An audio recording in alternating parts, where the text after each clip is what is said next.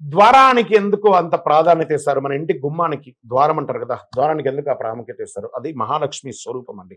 ద్వారానికి పైనున్న కమ్మి లక్ష్మీ స్వరూపం. అందుకే దానికి మామిడి తోరణాలు కడతాం. కింద కమ్మి పవిత్రమైనది కాబట్టి దానికి పసుపు రాస్తాం. ఇవి 2 కూడా ఆధారాలు కాబట్టి శాస్త్రపరంగా చెప్పాలంటే గడపకు పసుపు రాయడం వల్ల క్రిమి కీటకాలు, విషపురుగులు ఇంట్లోకి రాకుండా ఉంటుంది ఒకటి.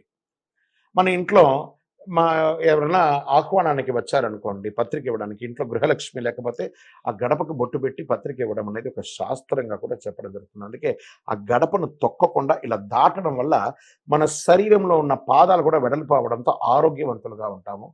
ఒక మంచి తరంగాలు కూడా ఏర్పడుతుందని కూడా చెప్పడం జరుగుతుంది. ద్వారానికి గుమ్మడికాయలు కడతారండి. ఎందుకు కడతారు? అది ఎందుకు కుళ్ళిపోతుంది? అది ఎప్పుడెప్పుడు మార్చుకోవాలి? ఇది చాలా మందికి ఒక ప్రశ్న అండి. గుమ్మడికాయ అంటే కూష్మాండం. అది సామాన్యంగా చెడలు.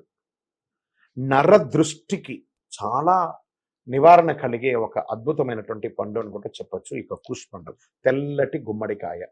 దాని గడపకు ప్రతి అమావాస్య రోజు కట్టాలండి ఇది. తర్వాత అమావాస్య రోజు అది కుళ్ళినా, కుళ్ళకపోయినా మార్చేసేయాలి. మళ్ళీ కొత్తది పెట్టాలి అమావాస్య రోజు.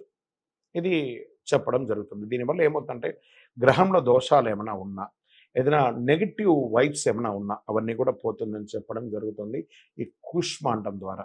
ఈ కూష్మాండం ఒకవేళ మధ్యలో కుళ్ళిపోయింది అనుకుంటే, ఒకటి అది కొన్నప్పుడు మంచిదిగా ఉండకపోవచ్చు టెక్నికల్, లేదా సెంటిమెంటల్‌గా పోతే నరదృష్టి ఎక్కువైనా కూడా మన ఇంటికి వచ్చే నెగెటివ్స్ అంతా కుళ్ళడంతో పోయింది కాబట్టి వెంటనే మార్చేయడం.